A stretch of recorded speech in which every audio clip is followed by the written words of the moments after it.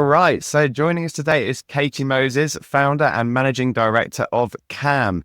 CAM is a highly regarded insights consultancy focused on hospitality and the food service industry in both the UK and internationally. So, Katy, welcome to the show. Thank you for having me. Thank you for the invite.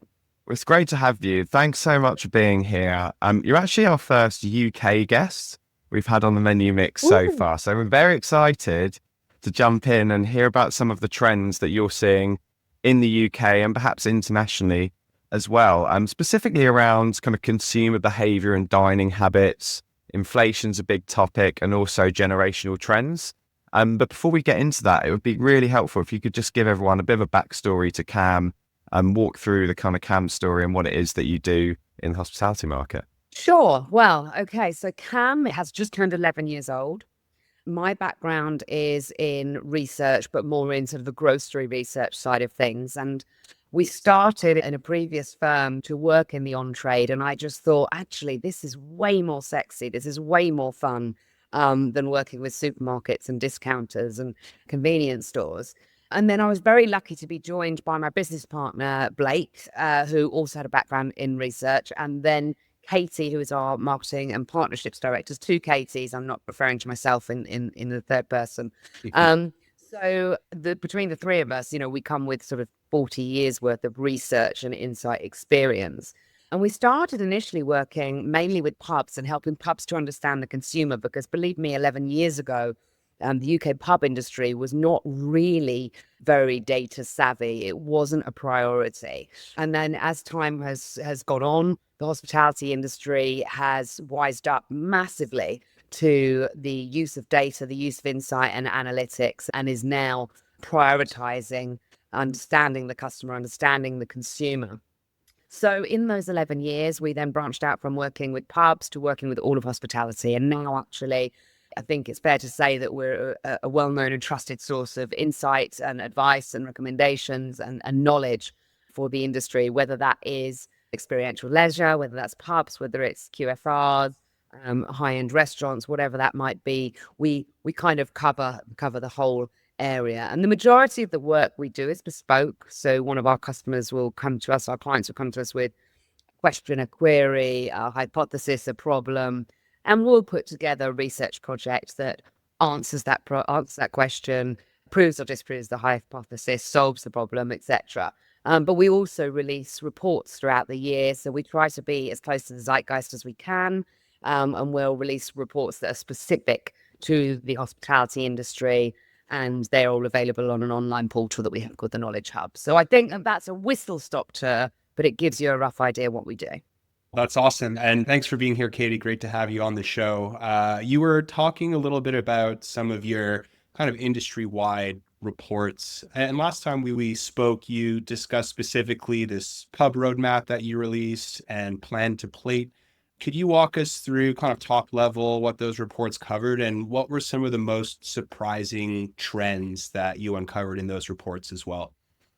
Sure. So I'll start with Pub Roadmap. So Pub Roadmap is actually a sort of evolution of a report that we released just after, am I allowed to see the C word, COVID? So just after that, we released this report called Return of the Pub. And it was really well supported by the UK pub industry, including the British Institute of Innkeeping, the BII, which is one of our trade bodies. And I'm actually a trustee for the BII, so I'm very heavily involved in the pub industry from that angle. And the pub roadmap was the sort of second incarnation of that, with the idea of we wanted to create a report that helped everybody that had something to do with the pub industry. So the licensees themselves, plus the people that supply into that, plus obviously the trade bodies, just anybody that we thought could benefit from more insight into what the consumer wants from the UK pub in 2024, 2025. And then we also have the Plan to Plate. Now, Plan to Plate is a quarterly report that we release.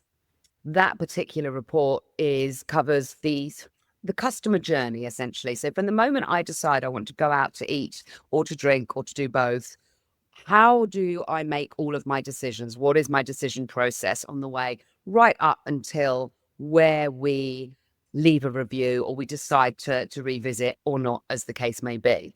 So I guess with the combination of both of those, we've covered the sort of hospitality consumer. These are UK based. We've covered the hospitality consumer in quite a lot of depth as to their sort of attitudinal and behavioral side of things. So we don't really do sales data. That's not what it's about. It's about the why. Why did they decide to do X, Y, and Z, and how did they make that decision, and what effect did that have on their behavior or their attitudes? When we say what's surprising, it's interesting because as a researcher, we're constantly not surprised about the fact that we're surprised, if that makes sense, and something comes up and we sort of say, oh, wow, really? And then the minute you go through your own thought process, you go, of course. Well, of course, that's the thing. Of course, that's the reason why somebody would choose to do something. I think for me, there's a couple of standout points, specifically in the pub roadmap, which is all about personalization. So the UK consumer needs to have an experience that they can't necessarily get at home.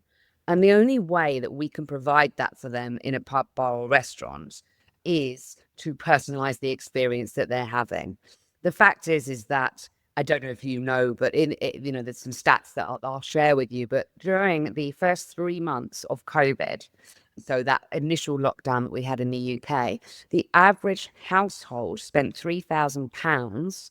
What's that, about $4,000 or something like that, I think, roughly.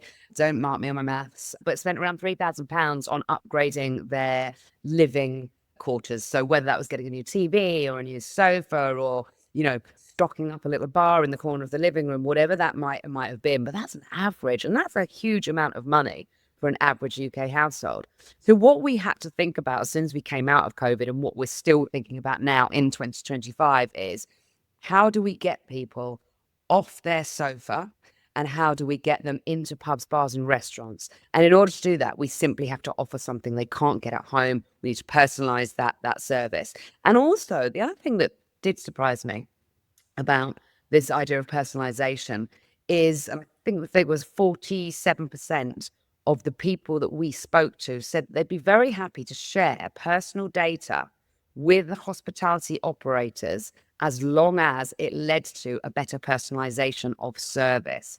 I think we get really caught up in this idea that people don't want us to have their data, people don't want us to know too much about them. That's not true. Actually, they're very happy to tell us a lot about themselves as long as it leads to something positive for them. That's an interesting point. On that last one, just piggybacking, have you got any examples where you feel that certain operators have used the data for personalization of the experience in a way that's been really beneficial? I can tell you a lot that haven't. Okay. I can tell you, for example, how I got an email from a operator who will remain nameless, because I never name, when something goes wrong, I never name, but when someone's really good, I do, who sent me a voucher for a free pint of Guinness during the rugby. Neither of those things are going to engage me. Neither of those things are going to interest me. Where I think operators do it really well is when they have a really good segmentation process. So understanding the customer is obviously essential. I would say that. I run a consumer research firm, but also understanding the customer and then being able to put those customers into segmented buckets so that you are not sending your entire 30,000 consumer database the same offer. You're actually learning which consumer will react positively to which promotion, to which offer, or even just to which piece of knowledge. And that's something else that we see. We sometimes rely as an industry a little bit too heavily on promotions and deals. Actually, as long as something is specifically meant for me and I'm aware that it is happening or it is available to me, then I'm still much more likely to interact with that brand, with that operator, whether there is a deal or a promotion or an offer or not. So I think sometimes we overcomplicate it and we give away margin, whereas actually the best way to spend money is not by giving away margin. It's about getting to know your customers better and segmenting them so that you can give them the right offer. Yeah, I mean, I totally agree with this. And I think we've seen from speaking to operators and the ones who are performing financially the best, it's who's figured out what value means to them and their customers. And value doesn't just mean the cheapest price, it's what you get for that price. So it's what is the quality of the meal and the food, the quality of the experience, the speed of it, if that's important for that price, and catering to different segments within the audience, because there'll be some people who want that lower cost overall experience and some people want the premium experience. So kind of catering to all of that. So that really links into what you're saying, along with these kind of cultural changes that have been going on around personalization. I wondered if you might speak to a little bit on kind of the demographic changes that might be underpinning some of these trends you've seen as well. I'm hesitant to talk about specific demographics, although I will, in a roundabout way. One of the things that we have realized in the industry in the UK, in I would say the last sort of 5 to 7 years, is that actually all 65-plus-year-olds are not the same. All men are not the same. All women are not the same, etc. And I think that one of the areas that we've got really much, much smarter at in hospitality in the UK is understanding that actually it's the thoughts, behaviors, actions, and feelings that we should be looking at, rather than just those old school demographics of, oh, okay, Sarah is 24 years old and she likes to drink a beer on a Saturday and etc. It's actually more about, what does Sarah really believe in? Where else is she spending her leisure pound? In the UK, we've seen some really interesting demographic changes. For a start, and I've been banging this drum for a couple of years and I'm going to keep banging it, I really think that if you look at most UK insight, the top band for age demographic is 65 plus. Now, a 65-year-old in 2025 is very, very different from an 85-year-old, and they both go to pubs, bars, and restaurants. I think also in the UK, we have to remember that the younger generation, is not cash rich. They are still, however, the age demographic who are visiting our pubs, bars, and restaurants the most, but they're spending less. So the older demographic are coming out less often, but they've got a higher level of spend. And then the younger demographic are going out more often. They're drinking less alcohol. They are looking for much more, they're much more likely to use experiential leisure, etc. So I think, you can look at those demographics, but even then within those demographics, you've got to be able to split them out between how they behave and what their attitudes towards hospitality are. Yeah, that's really interesting. And actually circling back to something you said before, that I think happened in the US as well, as during COVID, things were locked down. Lots of people renovated their apartments, their houses, and maybe they upgraded their entertainment system. They made it a great place to host. So yeah, it's definitely a lot harder to fight for those dollars. I know the movie theater industry has been hurting over the last few years for that reason, and there's kind of been this surge in the upgraded luxury seating where they bring food to the seats, that type of thing. So really interesting to see how that's translated into, okay, Gen Z, even though they're earning a little bit less, they're very, very focused on the experience. Maybe they're not the ones who, got the chance to upgrade during COVID. They're still living modestly. They're still living with their mum and dad, right? Yeah. They want to get out of the house. That's why they're going out, because they can't afford to have their own place. Yeah, that makes a ton of sense. So what can you offer the people who, have their perfect setup at home? Like, how can you pull them out versus, how do you make it affordable for the younger generation? And we've seen barbell strategy being very prevalent in the US. Not sure if that's the same thing in the UK, but just, I guess, speaking to these like two sides of the coin here, very heavy inflation over the past couple of years. How do you think that has affected dining habits, and like what areas specifically are you seeing diners cut back on, trading down to that type of thing? So it's an interesting question, Matt, because the first thing I'm going to talk about is premiumization. So we've seen a real trend in the UK for this idea of premiumization. So we spoke to, as part of the pub roadmap, we spoke to, I think it was 1,000 consumers, and we said to them, would you rather have 2 premium gin and tonics when you go out, or 3 sort of, mid-level gin and tonics? And actually 57% said I'd rather have 2 premium. And we're seeing that as a trend throughout the demographics, throughout the age demographics, throughout the social demographics, etc. It's this idea of, if I'm going out, I'm going to have something special. Again, something I can't get at home. So despite inflation, and despite the rising costs and all of the other, you know, all of the other things that are caused by the bin fire that is the UK economy at the moment, we are still seeing people wanting that sort of premium offer. And the fact is, can you afford to go out and buy a £50 bottle of gin if you are maybe, let's say, that younger demographic, that Gen Z demographic, Gen X demographic? Possibly you can't, but you probably can afford to have two £10 gins on your night out with your friends because the atmosphere is great, because you're in a speakeasy bar that you could never recreate at home, you know.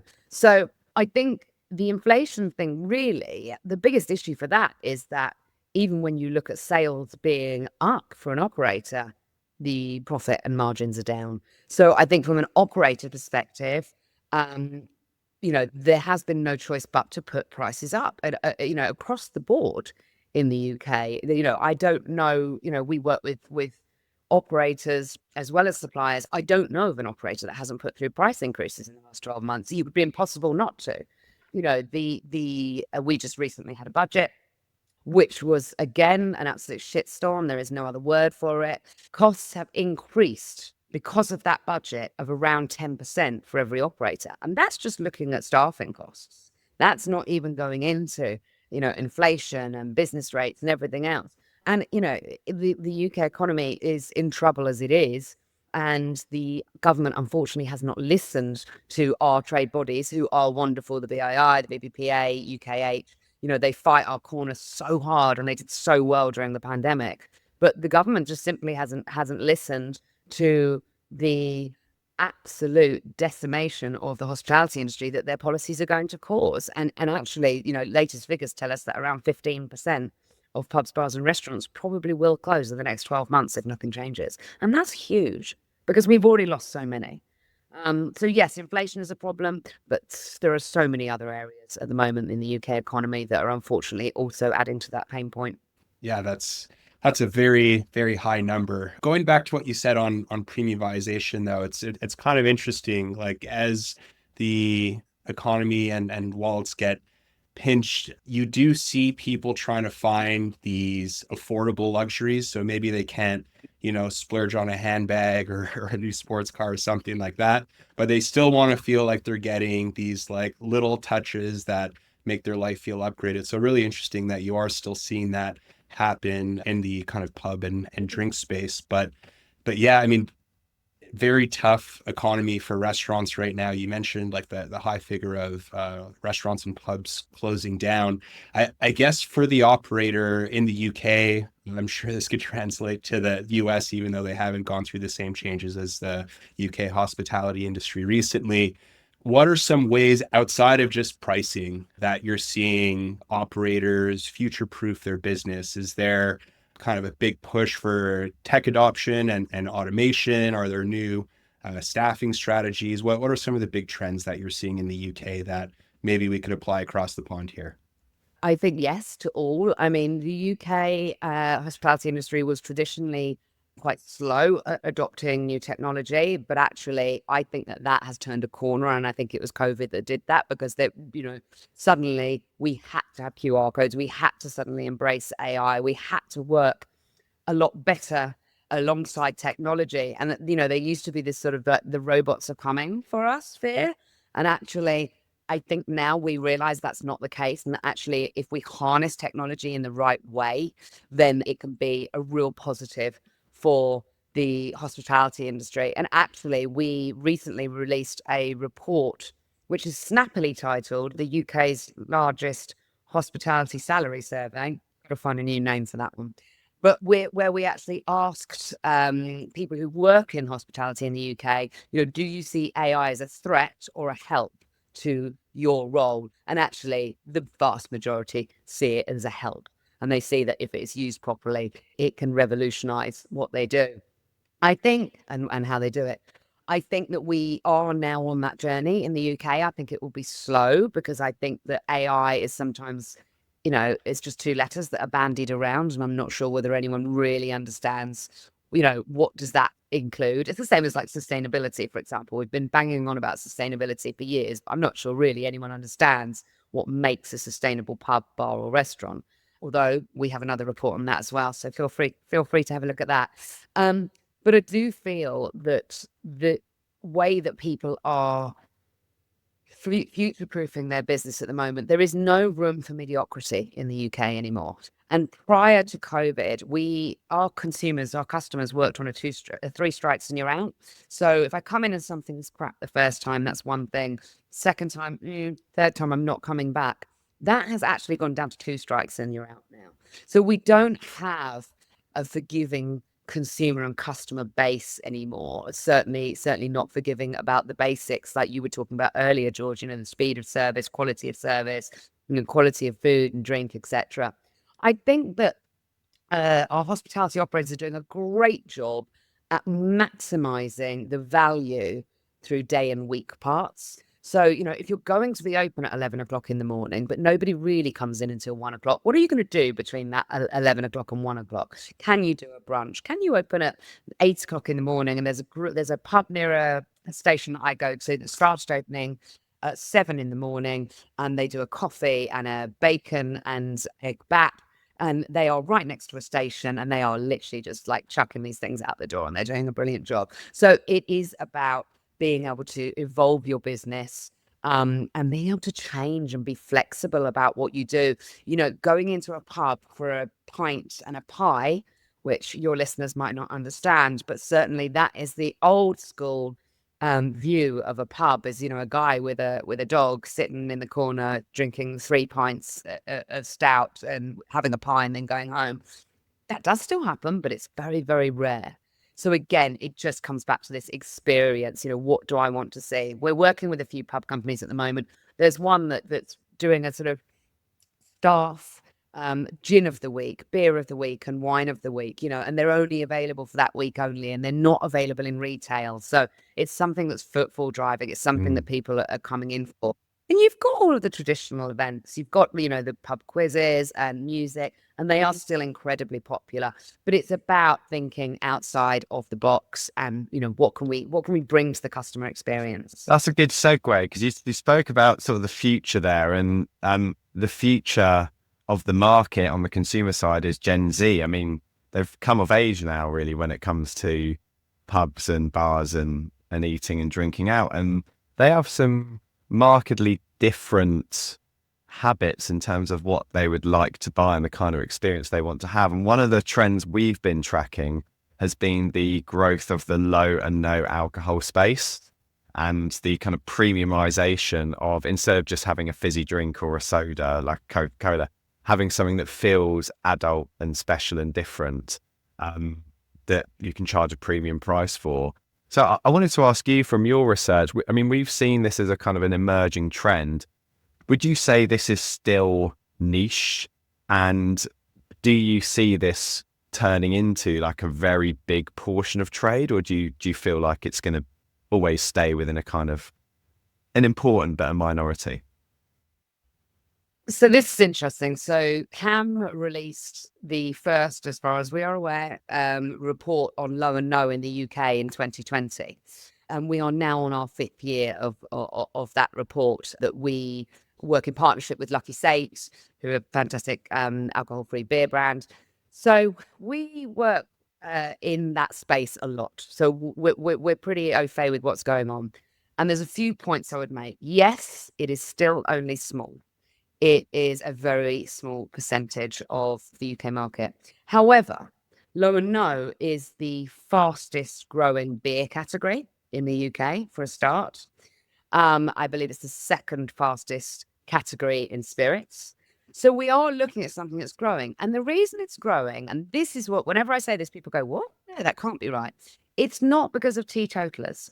It's because of moderators. So when we speak to thousands of consumers every year, which we do, and we ask them, why are you drinking low and no? And then it's, so why are you drinking it? Actually, it's moderation. And there's a couple of phrases that we coined, which I've seen pop up in everywhere, from GQ and Vogue to BBC News, but one of which is this idea of zebra striping. So I have an alcoholic drink, and then I have a non-alcoholic drink. I have an alcoholic drink, and I have a non-alcoholic drink. And then you've also got bookending, which is actually a favorite of mine, which is a non-alcoholic drink, then a few, and then a non-alcoholic drink at the end. And the fact is, the younger generation, Gen Z, in answer to your question, George, 1/3 of them are teetotal. So that is almost twice as many as any other generation put together. So yes, we do have more teetotalers in that generation, but actually it's still the moderators that are the ones that are more likely to go out. And it's a very similar story to vegetarianism or veganism. So if you have a group of 6 people and one of those people is a vegetarian or a vegan, they are only one meal or one drink out of the 6 that are bought, but they are the influencer. They are the one that is most likely to pick the venue, or they are the one that the venue is most likely to be chosen around. So, I've got a friend who's vegan.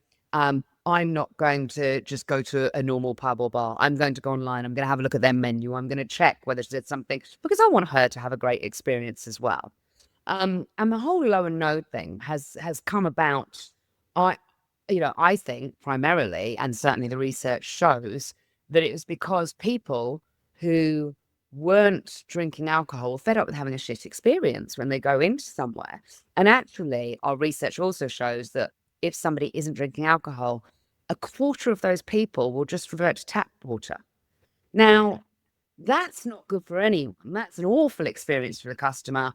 There's no money going through the till for the licensee or the restaurant or the bar. And it's not great for the people that are with that person who are sat there whilst they're having a lovely glass of chilled Chardonnay and this person's having a tap water. There's a disconnect there in just how you're socializing, if nothing else. So do I think it's a fad? Absolutely not. I think the UK is doing it better than the States at the moment. Sorry, guys. Been over to the States twice recently, and it's been a real focus for what I've been looking for. And I think that the UK is head and shoulders above what the States is doing there, whether it's visibility, whether it's range, whether it's recommendation, staff knowledge. I think we're doing it well. I think it could be done better. I think it's here to stay. But I also think we don't want to throw the baby out with the bathwater because at the end of the day, people are still going to go to pubs, bars, and restaurants to drink alcohol. So it's not about not having a decent alcohol range. It's about also having a decent non-alcohol range. That's really interesting. I love that term that you use, zebra striping. I might steal that as well. That's a really, really interesting way of putting it. And yeah, I mean, I feel like I do that sometimes, especially during the week. It's like, yeah, maybe I want a cheeky glass of wine with dinners, or if I'm designated driver, something like that. I want to drink something that isn't water. I want my palate to feel excited, and I want to still feel like I'm part of the social experience. And it has been slow adoption here in the US, but you are seeing more and more options in the low and no categories. So yeah, really, really interesting to see that you're seeing some similar stuff, if not to a greater extent, in the UK. Transitioning the conversation within Gen Z trends a little bit. So we spoke about their consumption trends. They're also becoming a larger and larger part of the workforce. So how do you see their expectations and career paths differing from previous generations within the hospitality industry? So interestingly, what we see, and again, we've done a lot of research on this, and it's a personal passion of mine to really understand what makes people happy when they go to work. One of the another drum that I'm banging, and actually is taking some traction now in the UK, is first of all, can we stop referring to it as a work-life balance? It should be a life-work balance because actually everybody's life is more important than their work. And Gen Zs or Gen Zs, as you say, actually, no, look, my dad's American, so I should be saying Z anyway. I used to, but got beaten out of me when I was a child at school. So, but Gen Zs essentially, I think they've got their head on their shoulders. They actually want to have a really good life-work balance. We see what we call portfolio careers coming up within the sort of Gen Z demographic. So that idea that, okay, I've got this particular job, that's my rent payer, because most of them are renting and not mortgage. That's my rent payer. And then I've got my passion project here on the side, which doesn't make me a huge amount of money, but there's a little bit trickling in from that. Oh, and I've got a side hustle that I do with my friend John, who does X, Y, and Z. Oh, actually, when it's festival season, I'm going to go and work at the festivals as well. And, this idea that Gen Z have got, so you got me doing it now. Gen Z have actually got this sort of, this idea that's short attention span.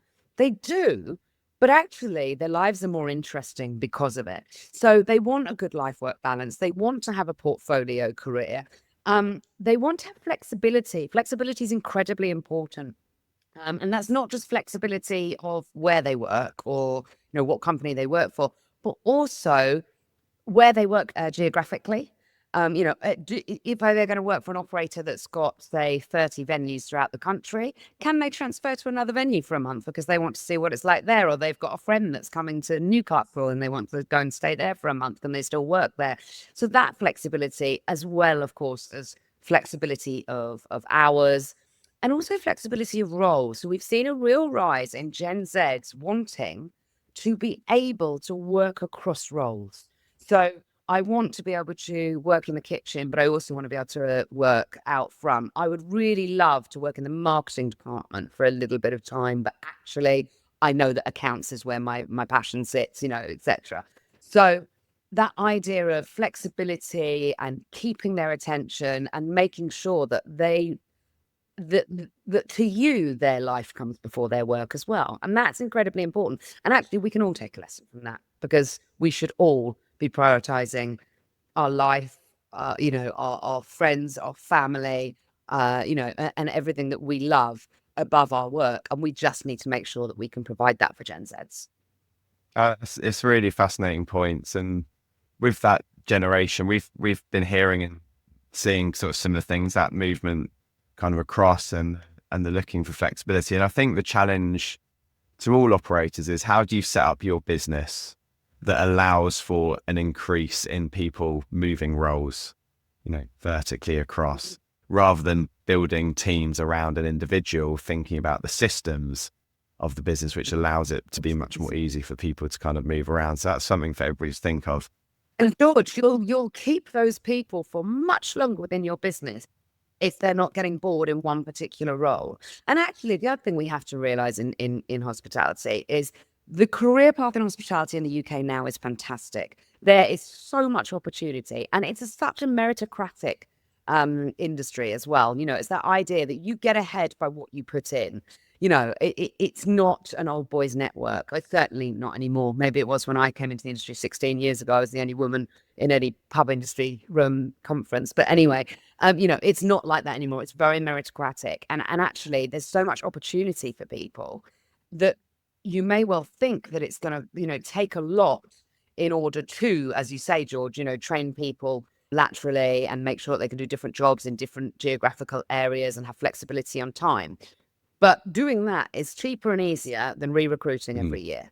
So we have to realize that actually, we all know it's more expensive to get a new person in than it is to train someone you've already got or to keep someone you've already got. So we need to think about that, across the world, not just in the UK. I think we're starting to do it pretty well in the UK. Great point to finish off, Katy. We could talk for hours on all this. I found it a really insightful, fascinating conversation to hear. Not just the findings, but the data that's kind of been underpinning that, and hear about some of these trends and what it means for operators. So we'll bring things to a close. So Katy, thank you. This has been Katy Moses, who's founder and managing director at CAM. That's KAM. And we will put the links to CAM and Katy's LinkedIn and socials just below. So go check her out and connect with her. And just want to say thank you very much. It's been brilliant. Thanks for having me. That was fun.